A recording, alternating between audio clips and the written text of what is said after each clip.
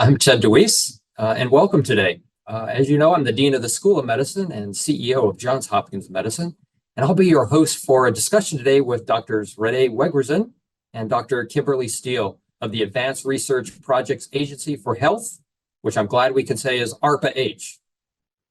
We're delighted to have you with us today, both of you, two dedicated and visionary leaders responsible for the success of an agency that is all about harnessing creative solutions and new technologies to tackle the nation's most difficult challenges. And I have the good pleasure of providing just a brief set of introductory comments about each of them, and then we'll jump into the questions. So Dr. Renee Wegrzyn is the inaugural director of ARPA-H. She was appointed by President Biden to build a new agency from the ground up. With a background in applied biology and experience at the other two ARPAs, the Defense Advanced Research Projects Agency, DARPA, and the Intelligence Advanced Research Projects Activity, IARPA. I think it's called IARPA, I think it is. She is uniquely qualified definitely to take on this challenge. And as director, Renee oversees a staff of more than 100 with a total appropriation to date of $4 billion. She's built a team of very talented program managers to carry out the very important mission to catalyze health breakthroughs for we Americans. As any good leader does, she also takes the opportunity to elevate that team and their work. And she is joined by one of those extraordinary individuals today, Dr. Kim Steele, who happens to be one of us. Before joining ARPA-H, Dr. Steele was trained and was an associate professor and surgeon scientist here at Hopkins for 14 years. She has a doctorate in clinical investigation from our own Bloomberg School of Public Health as well. And she's recognized internationally for her research on the gut-brain axis, obesity, and bariatric surgery. Kim is now a program manager at ARPA-H with a portfolio focused on lymphatic research and innovation, which we're going to hear about in a bit. And she's wasted no time, like any good surgeon, in standing up a new effort that just launched earlier this month that has the potential, I think, to transform lymphatic medicine. So we're really, really happy to have you here today, Kim, as well. So welcome, Director Wegrzyn, and Kim, welcome back. Thanks for having us. Real pleasure. So let's just jump right in. Renee, let me ask you the first question if I could. So you've had a very fascinating and robust career. You and I had the opportunity to meet, gosh, maybe a year ago or so, something like that. And I learned more about you. So with your background, was government service always part of your plan? And what lights you up as you're thinking about your work today? Yeah, well, to be honest, I think like a lot of people, if I work backwards through my career, I would have never planned it that way. Half of the places I went to, I was one of the founding team members, so I couldn't even imagine that those places existed. But I do have that bone in my body for public service, and that was really started from my dad. My dad was in the Air Force, and I really understood what it meant to serve our nation through him. And in college, I did some internships with government agencies to sort of learn the ropes. And even before I went to grad school, I was at NIH for a year, actually. So I started my career at NIH. But, you know, I went to the private sector after a traditional career in, you know, doing the typical molecular biology, biochemistry postdoc, and really wanted to focus on impact. So to me, I was not compelled by curiosity-driven research. I was really compelled to see the impact in the real world. And so that led me to a number of private sector engagements where one of the CEOs of a startup I was at was a DARPA program manager formerly. And so I had never heard of this mythical place called DARPA where there seemed to be unlimited resources. And it was basically like being 007Q to the military. And I'm like, wow, this sounds like so much fun where I could use my scientific background, but also apply that in a really creative way to serve my country. And so I did join DARPA and IARPA ultimately as an advisor and then a program manager, and really learned the power of and the levers that the government has as a funder with the authorities of an ARPA that is really so unique, including the term limit. So part of the beauty is you might feel like you're at the top of your career, which I hope Kim feels like at the end of her term as an ARPA-H program manager. And then they're like, okay, now you get to go and make an empty spot for the next person to bring their big ideas. And it's just such a really creative way of thinking about government. And that got me really excited to eventually come back and build this team and start a new agency for health. Thank you. Right. And so when the next James Bond movie comes out, you'll have to let me know who's going to play you as Q in that movie. Just we'll get back to that. Kim, congratulations first on joining on the team. I know this has been a big launch for you and actually the program and their movement into it. You and I had met each other, has some special sort of personal meaning to you. So maybe give us some sense about what sparked you moving in and your commitment and curiosity around both ARPA-H, but the projects in particular. Okay, thank you so much. First, it's just the opportunity to be here. I have to thank Dr. Wegrzyn and ARPA-H for this just humongous, I see humongous opportunity to launch a program that is so important, as you said, for lymphatic medicine. And some of you out there might wonder, like, how does a gut-brain axis obesity expert now be launching into lymphatics? And it really is a personal story for me, Dr. DeWeese. So first of all, yes, I'm a surgeon and I loved being in the operating room and I loved understanding everything about the gut-brain axis. But I'm also a mom and it becomes personal for me in that I have two children. And the first, who's the oldest, was diagnosed at the age of 6 after a very long, daunting diagnostic odyssey. And being at Johns Hopkins and having the best of the best, we still all were puzzled. And it was hard to find a diagnosis for him. And when we did finally ultimately learn of the diagnosis, we had to use Google to understand the disease. It is called Kaposiform lymphangiomatosis. And we quickly learned that it was quite rare. And we were also told that the prognosis was about 35% at 5 years. And I was told to go home and not read about it because the literature was so daunting. Being a surgeon and wanting to do everything I could and putting on the mama bear and being at Johns Hopkins gave me that opportunity to reach out to everyone and anyone I could. And we quickly learned that not only was it rare, but that it was affecting a body system that is completely underappreciated and ignored in science, unfortunately. Now we're doing better at it, but we still need to do better. And as you mentioned, we're hoping that we can put lymphatics on the map and have a completely new field of lymphatic medicine. And ARPA-H is giving that opportunity to us, which is incredible. How did I learn about ARPA-H? Is that okay if I go into that Sure. one? Please. Okay. In 2019, I had to step away because my child needed me, the family needed me, and I needed to help the research community. And so I worked with some nonprofit organizations and learned again quickly, there's not a lot of funding and opportunity in lymphatics, that our lymphatic people are out there and they're incredible, but they needed help. And so I started my own nonprofit to run parallel with the researchers to help assist them in accelerating the research. And I also worked with another nonprofit organization and learned about ARPA-H. It took me a year to understand it. So as Dr. Wegrzyn said, it's pretty mythical when you're trying to understand it. But once I did, and once I got this whole new concept that we could take something so hard and so challenging and actually do it if we tried, I'm like, I got to go do this. And so lymphatics is hard. And it is, as we've spoken about, we can't even visualize the lymphatic system. And so here I am with ARPA's support to launch a program in diagnostics. And how do we bring the invisible and make it visible?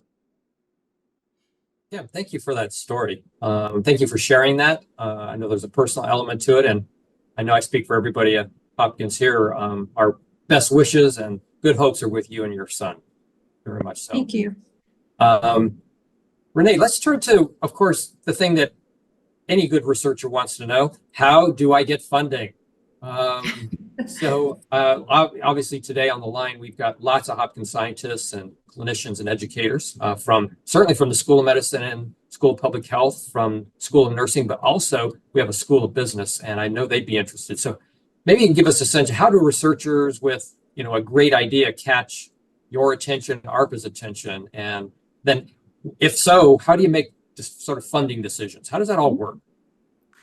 Yeah, so our model is so different than the rest of the federal health funding ecosystem. So take everything you know about NIH and just put that aside, and then we'll talk about what the ARPA model is. And it's really intended, if we were here to repeat the work of NIH, there wouldn't be a need for ARPA-H. And so what we're here to do differently is not really pursue a curiosity-driven path going forward, but more of a problem-centric, ultra-focused approach to research. And so in the example that Kim gave, which is such a powerful one, I actually hired her, not because she's obviously a very accomplished individual, very driven and passionate about the topic, but she had a big idea looking at an underserved, underfunded area of research that really could use a catalytic investment from an ARPA. And we often ask the question, why is nobody else, funding this area? It might be too technically risky, or the market size is small, or there's a lack of understanding about how to transition this capability to the marketplace. Those are all completely fine for us, and we want to solve not just the technical problems, but the sort of ecosystem problem around it. So how do we create a marketplace? How do we make the tools accessible? And so it's a really unique funding model. And so to directly answer your question, the primary way in which we fund investigators is through our program. So Kim has announced her LIGHT program. She'll have her Proposers Day coming up here, I think May 21st, where she'll talk a little bit about her vision for that program. Those that want to be funded could listen to her vision, but I'll say maybe we're not into lymphatics and this is not your program. Really look at our portfolio, and they are a snapshot of the program managers that are here at this moment. So we have folks focused on rural health, women's health, which Kim's also involved with. We also have investment in next generation surgical tools. So look at our website and see what that portfolio looks like. That said, we know that we don't have the monopoly on good ideas. And so we also fund through our open solicitations, each one of our mission offices that we could talk about in a little bit. Each mission office has highlighted a few areas that they're interested in investing in, but you almost should ignore those high level, and just like any good idea, we want to hear it. And see if it fits that ARPA model. And so that ARPA model, the last thing I'll say is we don't fund iterative research. So if you've completed your phase 1 trial and you just want to go to phase 2, don't bother submitting to ARPA-H, because it's already de-risked. We're not interested. What we are interested in is technical leaps where like you heard Kim say, we can't currently in a simple way image our lymphatic system. And so what are the technical investments that you can break down into pieces that will really lead to that step change? And that's really the lens that you should use for working with ARPA-H. Renee, thanks for that. That's really helpful. And maybe let me just expand on that, and then I'll flip back to you, Kim, in a minute. Because Kim's a great example of a program manager and the things you've said. But maybe expand a bit on what is it that you're looking for in a program manager and the qualities that make them the most successful for ARPA-H. That's right. So we have about 17 program managers, and each of them were hired not only because they have a role, they're demonstrated expertise in whatever their field is, but they're also a demonstrated doer. They're not thinkers, they're doers. They can think and do, but very importantly, they have to execute this program. And sometimes we say, it's like they're the CEOs of their program. They're responsible for making sure they, solicit their ideas and fund the best teams. They build that portfolio investment. They're also looking ahead 2 years, 3 years, 10 years from now. What are going to be the blockers, so that they're not just focused on the technical, but what are the regulatory blockers? What are even the policy blockers that are down the line? So they're really thinking about this holistically and bringing the best teams together to bear. they're also technically honest in that if something's not working, we're not going to continue to fund it. Those are very hard decisions and very hard conversations to have. But by design, we actually don't issue any grants. They're all contracts and cooperative agreements because the program manager is a member of your team helping you solve those problems together. It can be very uncomfortable for academic researchers first interacting with ARPA-H because we'll be like, okay, we're going to be in your lab meetings every month, and we want to hear about what's working, but more importantly, what's not working and what can we help you with. And that's it's uncomfortable at first, but it's also empowering to sort of get to that point.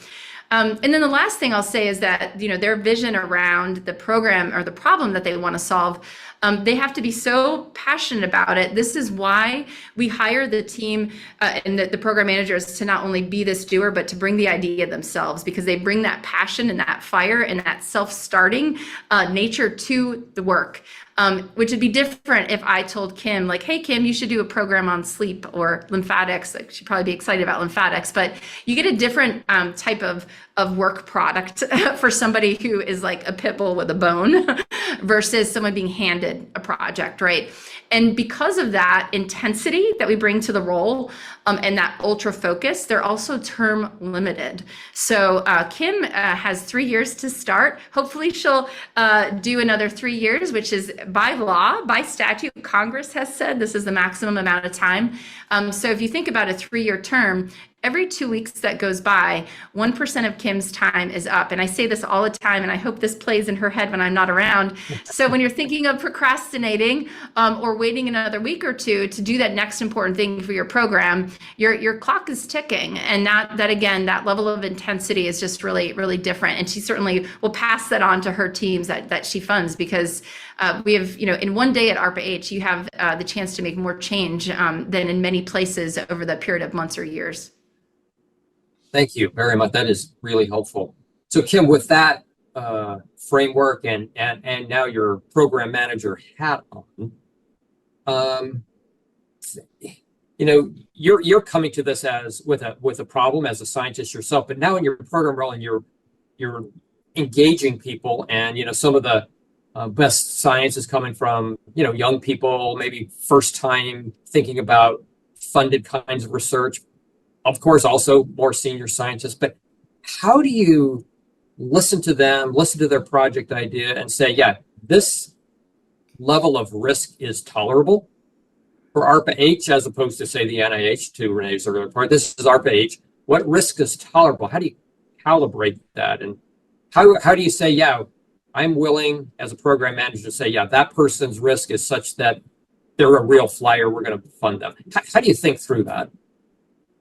That's a really great question. And as a new program manager, I am learning all through it. Before I even start there, I have to give a real credit to Dr. Wegrzyn and the program managers that the cohort, we are all so very different. Each and every one is so incredible and lifts each other up. And the environment has just been so just forward thinking and so that kind of environment, if that's that's what brings the creativity, and we each are helping each other. So one thing as people are coming as proposers and is that flexibility, to be able to be flexible and work with others and not dig your heels in, but be able to really listen, think about the problems, and then also the ability to not be afraid to ask the questions and not think that you're correct, that you've got the idea, but maybe see what the other person is doing and how we can work together. So one of the things that I learned quickly as I navigated the healthcare system, right, and also as a clinician scientist in the world of research, we do work in silos. We do it because of the system, right? And so I think that collaborating, networking, and again, having that flexibility that there might be technology out there that you can work with someone else, and being open to that is very important. Coming back to your question now, how do I assess someone? You have to have integrity. You have to show your passion, and you have to have some evidence that whatever it is that you're claiming is going to work, or that you really have, again, proof of the concept that it just might possibly work if we tried. And that's what I would like to see as someone who's going to help you navigate the technology. I think that's what's exciting about being a program manager is I'm bringing the problem and I'm looking to others to bring the solution, and doing it in a really collaborative way. And that's one thing we're going to try in the lymphatic world is to encourage that, because we've got incredible smart people. Now let's bring them in the enabling technology, the things we'd never possibly even thought of, like the immunologists, like the radiation oncologists, and build on that. Because in the end, it's our patients that we all have the same common goal. Yeah, thank you very much. Renee, you sort of touched on this. I don't think this is going backwards, but obviously we, as you know, we as an institution do well in historically in our NIH kinds of portfolio and writing those grants, et cetera, et cetera. That's wonderful. But what do you, not necessarily to Hopkins, but if you had anything on Hopkins, that'd be good to hear. What do you see that folks who are typically NIH focused, what do they get wrong? I'm sending in an application to you. I've had lots of NIH funding. What am I likely to get wrong? Because I'm coming in with that mindset for an ARPA-H grant that I'm not used to writing. What would you say? Yeah, so maybe some tips for those of folks here that might want to apply. So funny enough, we even received some applications in our early year where they didn't even change National Institute of whatever to ARPA-H for their application. So that's not for us, right? If it's so we're not looking at, if it can be funded at NIH, it's out of scope for us. And so what are those things that are in scope? We talk about this, really, really disruptive, revolutionary ideas is one piece. In terms of where you're going to focus through the process, it's almost less important what your narrative is of sort of the future of health that you can imagine. We want to understand what that is, but what's more important to us at the end of the day is the statement of work that you'll do with your milestones and your deliverables. And that is also surprising, and have directly asked this feedback for those who have successfully made it through our process for the first time ever for an ARPA. And some of those learnings were that the feedback was, we're so surprised at how little, like, the wonderful narrative was that basically is read once and then is set aside, and then the focus on how are we going to execute this and do this work. And that's, again, because our mission is to solve those problems. That is such an important piece of it. The other is that we are really big on multidisciplinary teams and non-traditional players. And so I would say if I was reading an application, especially a significantly resourced application, I would be curious if there was only one team proposing, if that team could possibly have all the elements that are needed to make the project successful. And so think about your blind spots. That's okay, be honest about them, and bring in other team members. And so one of the focus areas that we try to bring forward, and this is kind of one of the things that we iterate on with our teams, is that customer experience. I'm talking to two practicing physicians here, so I don't think I need to tell you, using the tools and getting your hands on them, whether you're a healthcare provider or a patient, that experience really matters, and will contribute directly to your likelihood that you will adopt those tools. And so we want to make sure we're not thinking about that on the last day of a project, but it's built in by design from the beginning. And so we're looking for projects that are really thinking with that. Maybe that's a little bit what Kim was saying, listening, like what is the real problem? We don't want to sit behind a desk and assume what the problem is that we're fixing it. We want to like get in the mix with patients and healthcare providers, and we expect our performers or our proposers to really do the same. And then last but not least, I'll just say this is something I have fought through every time I'm in government. I fight this maybe intuition by researchers, like the more and longer they make a proposal, the better it is. And our approach is really, if you can't get your idea across in 3 pages, you're not going to get it across in 50. So let's not waste each other's time, and like just be really concise and clear about the health outcome that you're going to impact and how you're going to do that.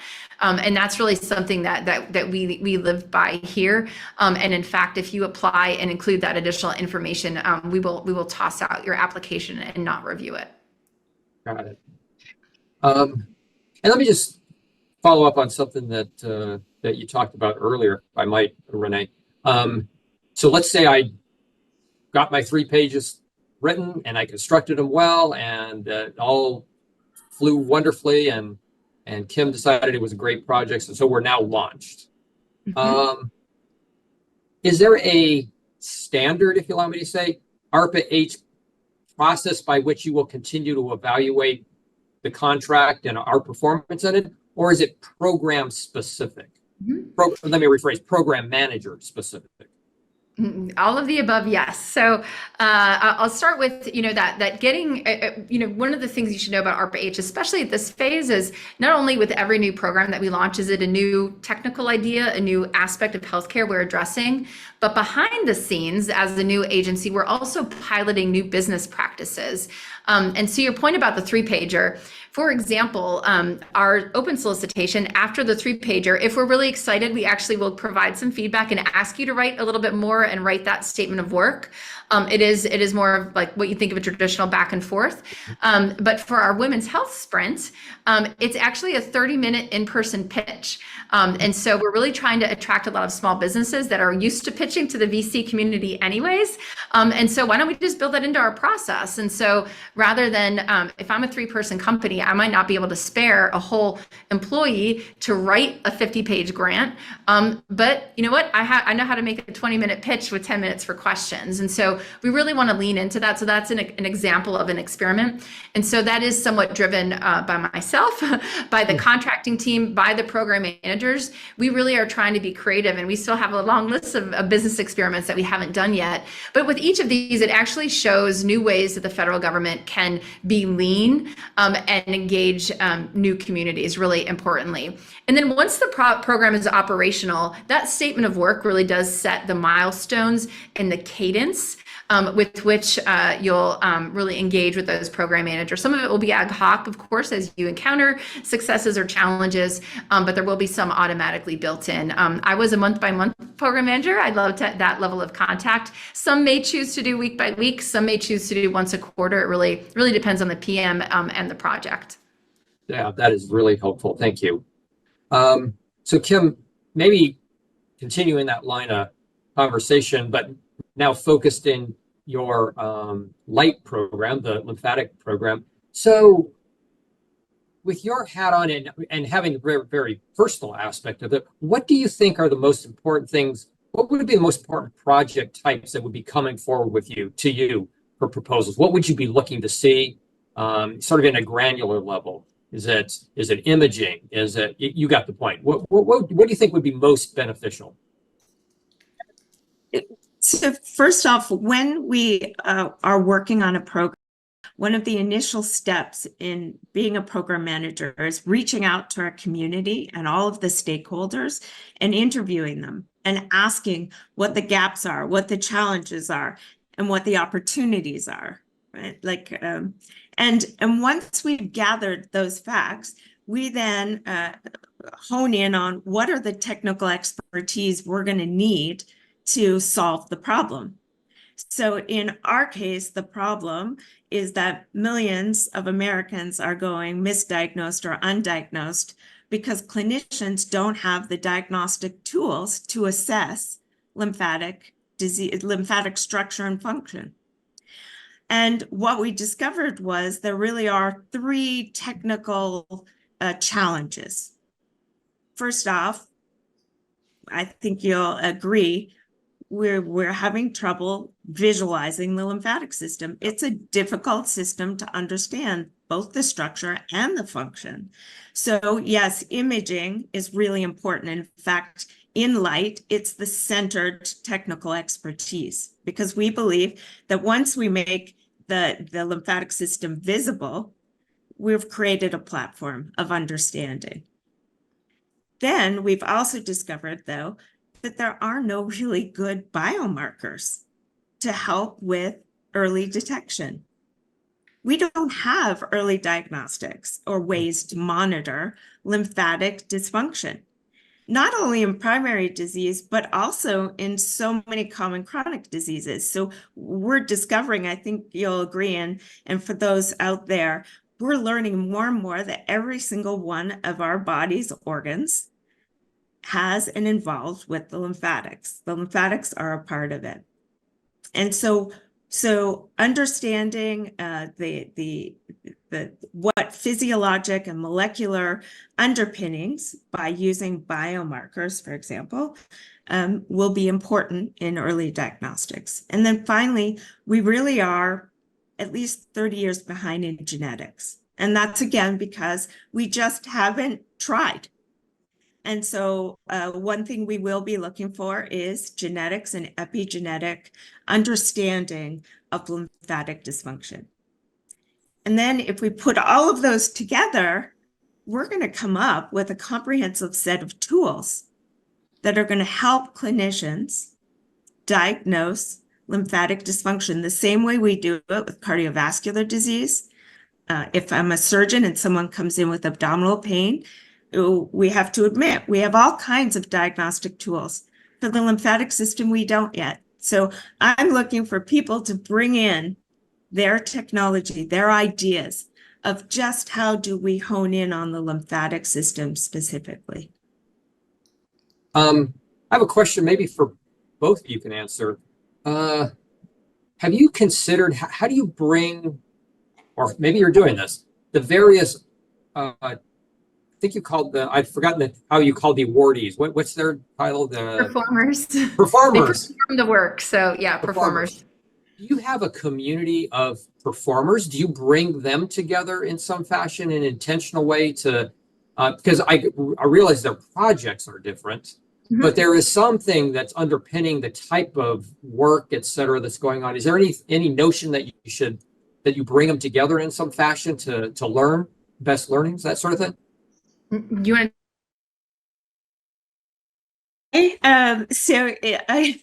and I have to say, coming from academics, this whole new world was it has been a steep learning curve for me, and but an exciting one. And so the way that that I'm going to let you take over, Renee. Okay. I'll leave some seeds of inspiration. You can jump in. So I thought where you were going to go might be your proposers day. So one of the ways that we bring together the performer community is, we understand and we appreciate, we move very fast. And Kim has just thrown out some metrics that people are going to look twice at and be like, whoa, that's really ambitious. And that's a good thing. But again, it might take time to find those folks. And so one of the things ARPAs do really, really well is bring those multidisciplinary folks together, right? In her case, she mentioned patients, parents, folks working on imaging, biomarkers, what are the actual imaging hardware and tools. Those don't all exist typically in one place. And so at a proposers day, we'll have different proposers who could eventually become performers. Oftentimes there'll be a lightning talk and just say, hey, I am so great at imaging reagents. I don't know anything about the actual devices that do this, though. I need a partner. And so it's a way to match people's superheroes together to get that, best team of Avengers moving forward to propose. And in my experience at DARPA, I've actually, some of my best performer teams were actually formed at a Proposers Day, where people just for the first time are meeting each other and then they just gel. And it really moves forward quickly in an exciting way. And then once that's underway, it's a little bit of healthy co-opetition, right? So Kim is not going to just pick one team to fund. She's going to have multiple teams. Each has a different solution. And we will bring those teams together on a regular basis. Sometimes it's every 6 months, sometimes it's every year, depending again on the program manager. But it's to share the progress, but also share challenges. And look for ways to help each other as a team, because the program manager at the end of the day wants to solve the problem. And so we'll encourage data sharing across those teams, and not just encourage, often we will require it as part of building these groups going forward. But in the future, I think we now finally, a year and a half in, granted, we've only been doing this for not even funding efforts for more than a year. So we're just starting to get that kernel of performer community to start to bring folks together. And we're looking forward to the next year to think of what are creative ways that we can just build our own ARPA community that's really unique to ARPA-H. That's of course different than what DARPA and IARPA have. Yeah, I love that. And I personally had been part of the Spore Grant community for 20 plus years, prostate cancer, because that's the only thing I know anything about is prostate cancer. But one of the things that was quite successful in that, which is very much more, right, although that's NIH and the NCI specifically, they had a much more applied element to it because you had to have translation to patients by the end of the 5 years. So that was the whole purpose of it. And they would bring together the various, within the discipline of prostate cancer, the number of Spore grants to work together. They would also, as a community, decide, yeah, you know what, X is a new problem that none of you have been working on, but you all have separate but complementary sets of expertise. Come together as a community to write something that then we will add additional funding to, but on a very specific element of that would be cross-cutting across the several spores. Is that anything you guys have considered, something like that? Oh, absolutely. Not just from the performer setting and kind of some of the catalytic ways I described, but with our program managers. So Kim mentioned that, our group that we have together, what a range of folks from everywhere from physicians to physicists, and everything in between, and encouraging our program managers to be creative and work together, and importantly, creating a lot of open boundaries that they can feel free to explore. Sometimes they'll fail, but when DARPA brought forward the internet and cell technology, it wasn't like that was the first 2 programs that they launched. Right? There was a lot of failures along the way, but you have to have that freedom to explore. And what I've found, what's so fun for me working with the program managers is when you get these intersections of folks, somebody coming from physics who might not have a life sciences background, candidly, doesn't bring all of that baggage that comes with a career of becoming a life scientist, where you think this is impossible, breaks the laws of biology, and the physicist just kind of goes in blind, but in the most refreshing and positive way, where that there'll be a lot of surprises that result. And so one of my favorite parts of this job is, everybody who's come in here has come in on a leap of faith that this organization is going to create this type of culture. And the types of programs that we launch, like whole eye transplantation, or a vehicle of the future that will bring, imaging capability into imaging deserts and rural settings. Such diverse applications really requires, allowing that creativity. I'm always open for ideas there too, because it's hard to do, I'll say, on a virtual organization and a newly being built organization. Before this call, Kim and I we spent a lot of in-person time together last week, and those weeks, my energy bar just goes all the way full to the top, because it's that's where you see a lot of that interaction happening, and it's hard in this virtual world now to do that. It is, but what you guys have achieved in a relatively short time, Renee, and to you specifically as the leader, is pretty impressive, that you get it up and launched and moving. because the bar is high, and the need is higher. So I really congratulate you. Kim, so you and I have lived the same sort of life most of our lives and sort of the world that we've spun in. And now you've moved over. So if you were speaking to some of our collective colleagues on the line, is the reason that this would be a good transition, and why would it be not a good transition for some people? What do you think that would be? How would you sort of articulate that? Okay. So first off, it's been an awesome transition. I think leaving my clinical practice was tough. I loved being with patients. I loved taking care of patients, and I loved being in the operating room. And I've shared that with Renee and the team. However, in my case, it was a career detour for personal reasons, and one that I became very passionate about. And I have to say, at the time when I left, I didn't understand it, but now I do. Like I was meant for this, and I'm loving it in that I've got the opportunity to make a huge impact in medicine in a big way. And so if people are out there and that's what they want to do, I'd say go for it. Understand it's just as much work as surgery, guys. I'm working really hard because I really want to do this for our community. So you have to be all in. But if you're all in, it is such an, I can't explain. When I came to Hopkins, I was a complete surgeon. I did not really think about research. I loved education. I started in the education at Hopkins. And then I fell in love with research because of the opportunities there. There's so many smart people. The one thing was, though, that the opportunities don't come to you. You have to go out and look for them. And once you've found them, just go for it. And I think don't let people say you can't do it, because you can.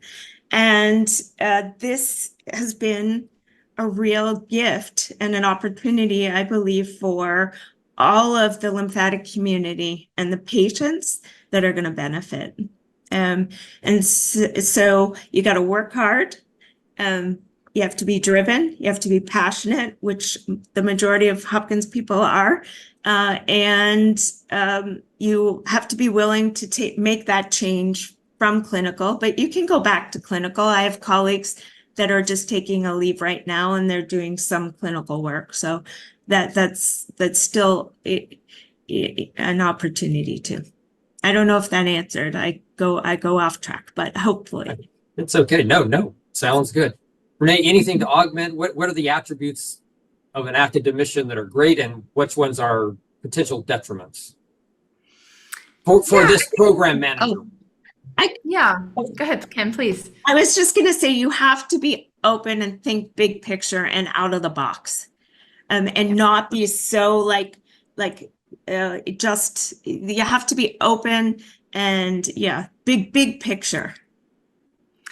Yeah, I'll just, I will be remiss if I didn't plug that we are always hiring program managers. So it is except from Johns Hopkins. I'll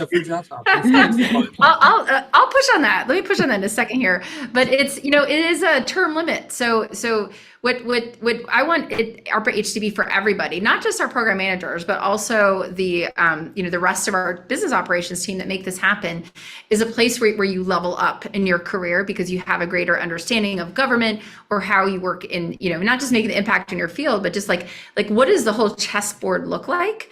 I think you have a very unique opportunity at ARPA-H, and we tend to have very well-resourced programs, typically between $50 and $150 million, which also means people answer the phone.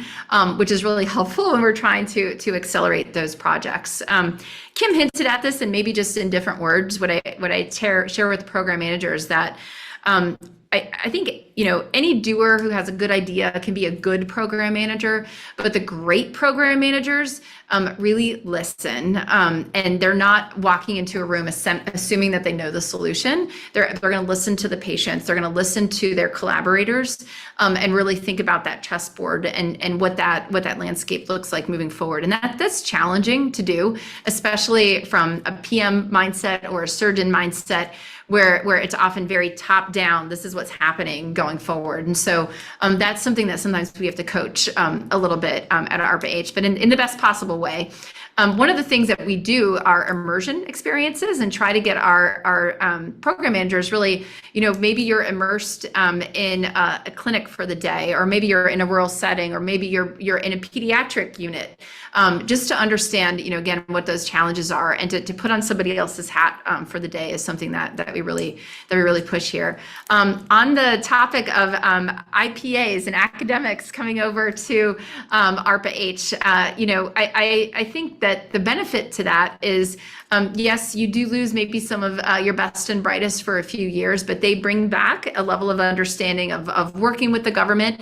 To be candid, they probably advance their field ahead a decade compared to some of the progress that might otherwise be able to be made. It's, in some unique cases that's possible. And so there certainly is upside if you are willing to share, folks. I'll challenge you. The Dean of Stanford really encouraged every resident to think about ARPA-H as the next stop for their career.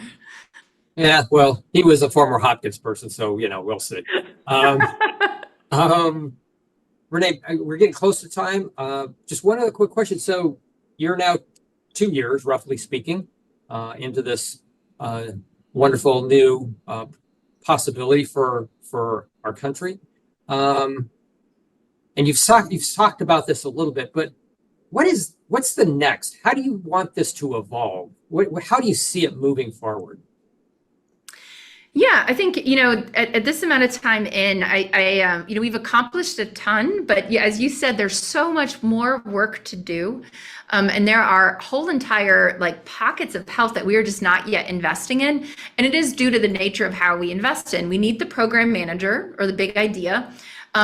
Or we need somebody to apply to the Open BAA and have one of the program managers get really excited about the idea. And so some of one of the recent gaps we addressed was women's health. That was a little bit top down for me, that, I looked around and I said, hey, we don't have a program manager focused on women's health, and we don't have any investments for the Open BAA. So I asked the program managers, raise your hand if you want to contribute and start to think about topics. And I got 6 hands, which was really fantastic. But there's other areas moving forward, like mental health, pediatric health. Those are some areas that really stand out to me. Neuroscience, that we're not yet making big investments in, that I really want to push us to, as well as behavioral health. I do think a lot of the underlying challenge, especially around proactive health and preventative health, will lie in that domain. And we're standing up those new mission offices this year to help us tackle that in a more meaningful way. And then, I'll just 1 point, 30 seconds on, this is an election year. Nobody on this call is surprised by that. But what I really want folks to walk away with is one of the reasons that we've moved so quickly to demonstrate the types of projects that we do is that, this is something that should stand the test of time. The mission to accelerate better health outcomes for everyone is a nonpartisan topic. And I know this because I can't believe this number, but I've met with almost 150 members of Congress right now, which is a whole other story. But with 100% unanimous support for ARPA-H and our mission. And so that means that, they're excited about the projects that they're working on. Each state that they represent or their district has a different health challenge. And we're trying to make sure that they understand that while we might not be funding something today that immediately impacts your community, we could tomorrow. So let's keep talking. We want to listen and understand what you need. And so we've had some really terrific engagement across the Congress in that way. So I'm really excited to see, what the future brings there for ARPA-H. That's fantastic. Well, I know we're just about at time. Kim, let me give you perhaps the last word from your duo there. What's your word of advice to potential performers? What is it that you, not just for light, but sort of broadly, what would your most important advice be to someone who's interested in ARPA-H, has a great idea, and would like to pursue some funding, what would you say? Do it. Come and bring your best ideas, and don't be afraid, and think again out of the box, and not so incremental and hypothesis driven, but come with a great idea, and show your passion and determination, and we're going to listen for sure. I love it. Thank you. Oh, I just wanted to say I had the opportunity this past week to meet, for example, Senator Burr, just a handshake. And he said, you know what? The next time I see you, I'm going to learn everything about the lymphatic system. And I thought, yeah, pretty cool. So, yeah. One convert already on the Congress. That is Yes. Love it. So as our time's coming to a close, I really want to thank both of you for taking the time to come and speak with us today. I'd like to also issue an open invitation, although I had already done this for Renee, but please, you're welcome to come to Hopkins anytime. Experience, obviously, firsthand what we're doing, the outstanding, and I know I'm biased, but they are outstanding scientists, educators, leaders here, and see what other kind of community we can help develop with ARPA-H that moves the collective message forward and the work forward. So thanks to everybody who tuned in today. For your information about engaging with ARPA-H and Light, hopefully there's going to be a QR code on your screen, and we'll ask you to look through that. So we hope to see you again on the next Johns Hopkins Policy Forum. Have a great day, everyone. Great. Thank you very much.